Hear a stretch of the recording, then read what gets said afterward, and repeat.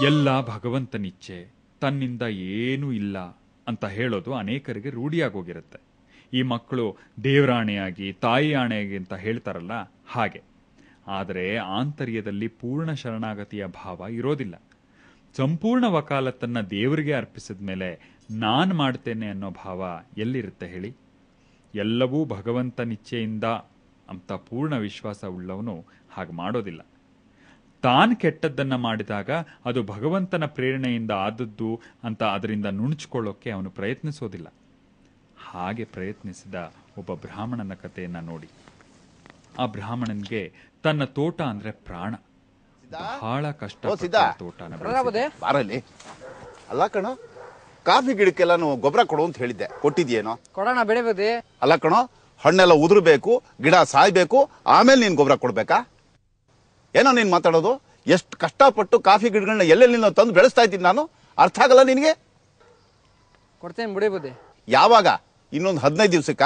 ಅದು ನಾನು ಬಂದು ನಿನಗೆ ಬೈದ ಮೇಲೆ ನಿಂಗೆ ಜ್ಞಾಪಕ ಬರುದು. ಹೋಗ ಹೋಗ, ಗೊಬ್ಬರ ತಗೊಂಬಾರ ಹೋಗ. ಸರಿ ಬುದ್ಧಿ. ಸಿದ್ಧ ಬಾಯ್ಲೆ. ಅಲ್ಲ ಕಣೋ, ಆ ತರಕಾರಿ ತೋಟಕ್ಕೆಲ್ಲ ನೀರು ಕೊಟ್ಟಿದ್ಯಾ? ಇಷ್ಟು ಚೆನ್ನಾಗಿ ಮಳೆ ಬೀಳ್ತಾ ಇದೆ, ನೀರ್ ಯಾಕೆ ಬುದ್ಧಿ ಈಗ? ಲೋ, ಯಾವ್ದೋ ಮಳೆ? 4 ಹನಿ ಬಿದ್ದಿದೆ, ಅಷ್ಟಕ್ಕೆ ನಿಂಗೆ ಸಾಕಾಗೋಯ್ತಾ? ನೀರು ಕುಡದೆ ಹೋದ್ರೆ ನನ್ನ ತರಕಾರಿ ತೋಟ ಎಲ್ಲ ಹಾಳಾಗೋಗುತ್ತೆ. ಏನ್ ಕೆಲಸ ಮಾಡ್ತಿರೋ ಏನೋ ನೀವು, ನಮ್ಮ ತೋಟನ ಉಳಿಸೋ ಅಂತಂದ್ರೆ ಎಲ್ಲ ಹಾಳು. ಅಯ್ಯೋ ಅಯ್ಯೋ ಅಯ್ಯೋ, ಏನೋ ಕರು ಎಲ್ಲ ತೋಟ ಮೇಯ್ತಾ ಇದೆ, ಓಡಿಸೋದ್ರ? ಎಷ್ಟು ವರ್ಷ ಬರ್ತಾ ಇರ್ತದೆ? ಯಾವ ವಿಶ್ವನಾಥ, ನನ್ನ ತೋಟ ಎಲ್ಲ ಹಾಳು ಮಾಡ್ತೀಯ? ಹಾಳಾಗ್ತೆ ಒಂದೆಲ್ಲ ನನ್ನ ತೋಟ ಎಲ್ಲ ತಿಂದು ಎಲ್ಲೋ. ಹೋಗು, ಓಡ್ತಿ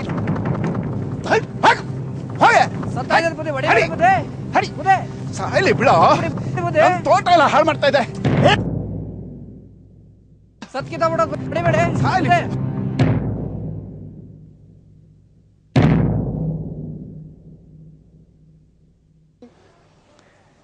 ಸಾಯಿಸ್ಬಿಡ್ರಲ್ಲ ಬುದ್ಧಿ, ಸತ್ತಾಯ್ತಲ್ಲ ಬುದ್ಧಿ. ಸಾಯಲಿ ಬಾರೋ.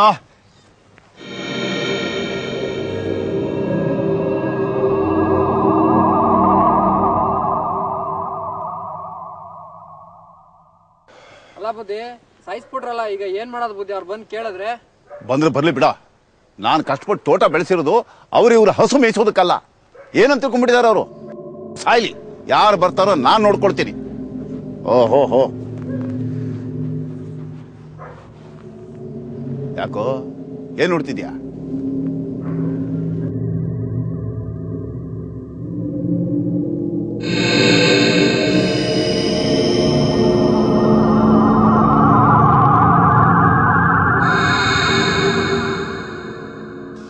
ಯಾರಪ್ಪ ನೀನು? ನಾನು ಪಾಪಪುರುಷ. ಇಲ್ಲಿಗೆ ಯಾಕೆ ಬಂದೆ? ಆ ಕರುವನ್ನು ಕೊಂದು ಗೋಹತ್ಯೆಯ ಪಾಪವನ್ನು ಮಾಡಿದ್ದೀವಿ, ಅದಕ್ಕೋಸ್ಕರ ಬಂದೆ. ಆ ಕರುನ ನಾನು ಕೊಂದಿದ್ದು ಅಂತ ನಿನಗೆ ಯಾರಪ್ಪ ಹೇಳಿದ್ದು? ಆ ಕರುನ ನಾನು ಕೊಂದಿಲ್ಲ. ನೀನಲ್ಲದೆ ನಾನೇ ಕಣ್ಣಾರೆ ಕಂಡಿದ್ದೇನೆ. ಆ ಕರುವನ್ನು ಕೊಂದಿದ್ದು ನೀನೇ. ನಾನಲ್ಲ, ನಾನು ಆತ್ಮ, ದೇಹ ಅಲ್ಲ. ಆತ್ಮ ನಿಷ್ಕ್ರಿಯ. ಆತ್ಮ ಯಾರನ್ನಾದ್ರೂ ಕೊಲ್ಲೋದಾಗ್ಲಿ ಕೊಲಿಸೋದಾಗ್ಲಿ ಹೇಗಪ್ಪ ಸಾಧ್ಯ?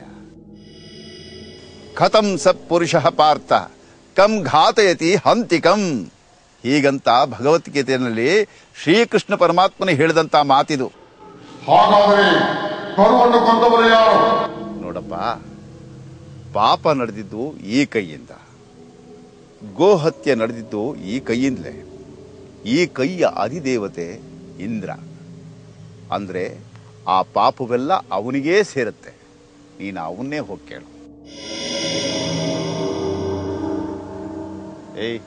ನೀನೇ ನೋಡ್ತಿದ್ಯೋ? ನಡಿಯೋ ಪಾರ.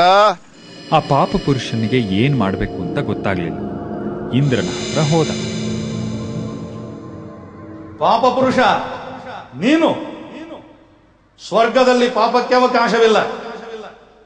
ನೀನ್ಯಾಕೆ ಇಲ್ಲಿಗೆ ಬಂದಿದ್ದೀಯೆ? ದೇವೇಂದ್ರ, ನೀನು ಗೋಹತ್ಯೆಯ ಪಾಪವನ್ನು ಮಾಡಿದ್ದೀಯ, ಅದಕ್ಕಾಗಿ ನಾನು ನಿನ್ನನ್ನು ಸೇರಲು ಬಂದಿದ್ದೇನೆ. ನಾನು ಎಂದು ನನಗೆ ತಿಳಿದಿಲ್ಲವಲ್ಲ? ಪಾಪ ಪುರುಷ, ನನ್ನೊಡನೆ ಹುಡುಗಾಟ ಆಡಬೇಡ. ಇಂದ್ರ, ನನಗೂ ಯಾರೊಡನೆಯೂ ಹುಡುಗಾಟ ಬೇಡ. ಇಂದು ಒಬ್ಬ ಬ್ರಾಹ್ಮಣ ಒಂದು ಹಸುವನ್ನು ಕೊಂದ.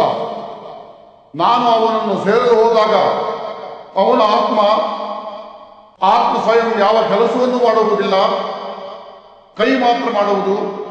ಹಸುವನ್ನು ಕೊಂದದ್ದು ತನ್ನ ಕೈ. ಆದ್ದರಿಂದ ಗೋಹತ್ಯೆಯ ಪಾಪ ದೋಷವೆಲ್ಲ ಕೈನ ಅಧಿಪತಿಯಾದ ಇಂದ್ರನಿಗೆ ಸೇರಬೇಕಾದ್ದು, ತನಗಲ್ಲ ಎಂದ. ಆದ್ದರಿಂದ ನಾನು ನಿನ್ನ ಬಳಿ ಬಂದಿದ್ದೇನೆ. ಎಲ್ಲ ಕಿಲಾಡಿ ಬ್ರಾಹ್ಮಣ, ಪಾಪ ಪುರುಷ ಇಲ್ಲೇ ಇರು. ನಾನು ಆತನೊಡನೆ ಮಾತನಾಡಿಕೊಂಡು ಬರುತ್ತೇನೆ.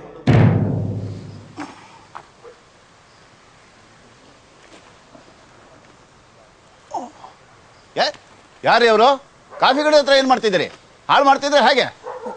ಇಲ್ಲ, ನಾನು ಕಾಫಿ ಕೀಳ್ತಾ ಇಲ್ಲ, ನೋಡ್ತಾ ಇದ್ದೆ ಅಷ್ಟೇ. ನನ್ನ ಹೆಸರು ಸುಬ್ಬಣ್ಣ ಅಂತ. ಶಾನ್ಭೋಗರ ಮನೆಗೆ ಬಂದಿದ್ದೆ. ಅವ್ರು ಹೇಳಿದ್ರು ನಮ್ಮ ಗೋಪ್ ಜೋಯಿಸರು ತುಂಬ ಚೆನ್ನಾಗಿ ತೋಟ ಮಾಡ್ತಾರೆ ಅಂತ, ನೋಡ್ಕೊಂಡು ಹೋಗೋಣ ಅಂತ ಬಂದೆ. ಸರಿ ಸರಿ. ಎಳ್ನೀರು ಕುಡಿತೀರಾ? ಇಲ್ಲ, ಪರವಾಗಿಲ್ಲ. ಇಲ್ಲ ಇಲ್ಲ, ಸುಮ್ಮನೆ ನೋಡ್ಕೊಂಡು ಹೋಗ್ತೀನಿ. ಎಳ್ನೀರು ಎಲ್ಲ ಆಯ್ತು. ಆಯ್ತಾಯ್ತು, ಬನ್ನಿ. ಅಲ್ಲ ಸ್ವಾಮಿ, ಇಂಥ ಬರಡು ಭೂಮಿನಲ್ಲಿ ತೋಟ ಬೆಳೆಸಿದಿರಲ್ಲ, ನೀರಾವರಿಗೆ ಏನ್ವೇ ಮಾಡ್ತೀರಿ? ಅಯ್ಯೋ, ನನ್ನ ಕಷ್ಟ ಯಾಕೆ ಹೇಳ್ತೀರಿ? ಅಲ್ಲಿ ನೋಡಿ, ಅಷ್ಟು ದೊಡ್ಡ ಬಾವಿ ತೋಡಿಸಿ ಎಲ್ಲಾನು ವ್ಯವಸ್ಥೆ ಮಾಡಿದ್ದೀನಿ. ಅಲ್ಲಿ ಕಾಣಿಸ್ತಾ ಇದೆಯಲ್ಲ, ಅದು ಮರಗಡಗಲೆ ಅಂತ. ಅದು ಎಲ್ಲಿಗೂ ಸಿಗೋದಿಲ್ಲ. ಕಾಶ್ಮೀರದಲ್ಲಿ ಯಾರಿಗೂ ಹೇಳಿ ತರಿಸಿ ನನ್ನ ಕೈಯಾರೆ ಆ ಗಿಡನ ಹಾಕಿ ಬೆಳೆಸಿದ್ದೀನಿ ನೋಡಿ. ಬನ್ನಿ, ಈ ಕಡೆ ಬನ್ನಿ. ಈ ಬಾಳೆ ತೋಟ, ಈ ತೆಂಗಿನ ತೋಟ ಎಲ್ಲ ನಾನೇ ಕೈಯಾರೆ ನೆಟ್ಟು ಇಷ್ಟು ದೊಡ್ಡದು ಮಾಡಿಸಿದ್ದೀನಿ. ಹೌದಲ್ವೇ? ಮುತುವರ್ಜಿ ತಗೊಳ್ಳದೆ ಇದ್ಮೇಲೆ. ಇದು ಈ ಗಿಡ ವಾಯು ನಿವಾರಕ ಸೊಪ್ಪು ಅಂತ, ಬಹಳ ಔಷಧಿ ಗುಣ ಇದೆ ನೋಡಿ. ನಾನು ಮಾಡಿದ್ದು ಉತ್ತಮ, ಮಗ ಮಾಡಿದ್ದು ಮಧ್ಯಮ, ಆಳು ಮಾಡಿದ್ದು ಹಾಳು ಅಂತಾರೆ. ಇದು ನೋಡಿ, ವಾಯು ನಿವಾರಕ ಸೊಪ್ಪು ಅಂತ ನಾನೇ ಕೈಯಾರೆ ಬೆಳೆಸಿದಂಥ ಗಿಡ. ನಮ್ಮ ಆಳು ದನ ಮೈಸ್ ಎಲ್ಲ ಹಾಳು ಮಾಡಿಬಿಟ್ಟಿದ್ದಾರೆ. ಅದು ನೋಡಿ, ತರಕಾರಿ ತೋಟ, ಅಲ್ಲಿ ಕೋಸು ಹಾಕಿದ್ದೀನಿ, ಇದು ಟೊಮೆಟೊ, ಅಲ್ಲಿ ನೋಡಿ ಜೋಳ ಹಾಕಿದ್ದೀನಿ, ಆ ಕಡೆ ಅಲ್ಲಿರೋದು ಬಾಳೆ ತೋಟ, ಆಮೇಲೆ ಈ ಕಡೆ ಎಲ್ಲ ನೋಡಿ ಅಡಿಕೆ ಹಾಕಿದ್ದೀನಿ. ಏನ್ ಸ್ವಾಮಿ ಇದು? ಕರು ಸತ್ತೋಗ್ಬಿಟ್ಟಿದೆ. ಯಾರು ಸ್ವಾಮಿ ಸಾಯಿಸಿದ್ದು? ಚೆನ್ನಾಗಿ ಹೊಡೆದು ಸಾಯಿಸ್ಬಿಟ್ಟಿದಾರಲ್ಲ ಸ್ವಾಮಿ. ಅದು ಅದು ಯಾಕೆ? ನಾನೇ ಸಾಯಿಸಿದೆ ಅಂತ ಹೇಳೋದಕ್ಕೆ ಬಾಯಿ ಬರ್ತಾ ಇಲ್ವಾ? ನಾನೇ ತೆಂಗಿನ ತೋಟ ಬೆಳೆಸಿದೆ, ನಾನೇ ಕಾಫಿ ತೋಟ ಬೆಳೆಸಿದೆ, ಅದನ್ನೆಲ್ಲ ಹೇಳಕ್ಕಾಗತ್ತೆ. ನಾನೇ ಕರು ಸಾಯಿಸಿದೆ ಅಂತ ಹೇಳಕ್ ಮಾತ್ರ ಆಗೋದಿಲ್ಲ ಅಲ್ವೇ? ನೀನ್ ತೋಟ ಬೆಳೆಸಿದ್ದಕ್ಕೆ ಹೊಗಳಿಕೆ ಬೇಕು ನಿನಗೆ. ನೀನು ನಿನ್ನ ಕೈಯಾರ ಕರು ಸಾಯಿಸಿದ್ದಕ್ಕೆ ಪಾಪ ನಿನಗೆ ಬೇಡ ಅಲ್ವೇ? ಅದು ನನಗೆ ಬೇಕಾ? ನೀನು ನಾನು ದೇವೇಂದ್ರ.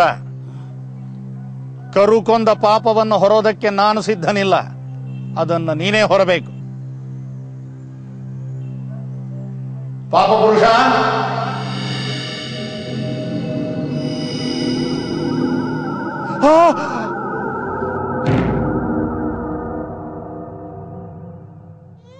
ಭಗವಂತನಲ್ಲಿ ಪೂರ್ಣ ಶರಣಾದವನು ಭಗವಂತ ಇಟ್ಟ ಕಡೆ ಇರ್ತಾನೆ. ಸುಖ ದುಃಖಗಳನ್ನ ಸಮಾನವಾಗಿ ಕಾಣ್ತಾನೆ. ಅವನು ಕಷ್ಟ ಬಂತಾಗ ಭಗವಂತನನ್ನು ದೂರೋದಾಗ್ಲಿ, ಸುಖದಲ್ಲಿ ಭಗವಂತನನ್ನ ಮರೆಯೋದಾಗ್ಲಿ ಮಾಡೋದಿಲ್ಲ. ಒಳ್ಳೆಯದೆಲ್ಲ ತಾನು ಮಾಡಿದ್ದು, ಕೆಟ್ಟದ್ದನ್ನೆಲ್ಲ ಭಗವಂತ ಮಾಡಿದ್ದು ಅಂತ ಯಾವತ್ತೂ ಹೇಳೋದಿಲ್ಲ.